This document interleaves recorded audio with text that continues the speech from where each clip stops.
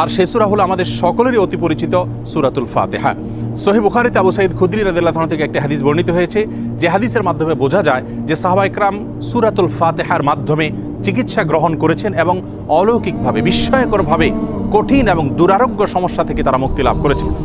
সূরা ফাতিহা এ সম্পর্কে ইমাম ইবনুল কাইয়িম রাহিমাহুল্লাহ তিনি বলেছেন, এই সূরাটিকে বারবার আমি আমল করে দেখেছি। আমার জীবনে যখনই কঠিন কোনো ব্যথায় আমি আক্রান্ত হয়েছি, কাতর হয়েছি, তখনই এই সূরা পাঠ করে ফু দিয়ে সেই ব্যথার জায়গাকে মুছেছি। আল্লাহ রাব্বুল আলামিন বিস্ময়করভাবে, অলৌকিকভাবে আমাকে সুস্থতা এবং আরোগ্য দান করেছেন। আমি ব্যক্তিগতভাবে আমার কথা বলতে পারি যে আমার বাসায়, পরিবারে আমার বাচ্চাদের যখন কোনো অসুখ বিসুখ হয়েছে, কখনো কোনো সমস্যা দেখা দিয়েছে, তৎক্ষণাৎ আমি সূরা ফাতিহা পাঠ করে তাদেরকে ফু দিয়েছি, তাদের শরীরে মুছেছি এবং সঙ্গে সঙ্গে আল্লাহ রাব্বুল আলামিন বিস্ময়করভাবে আমাকে উপকারিতা দিয়েছেন। আর এরকম ঘটনা আমার জীবনে 2-4 বার নয়, বরং অগণিতবার ঘটেছে।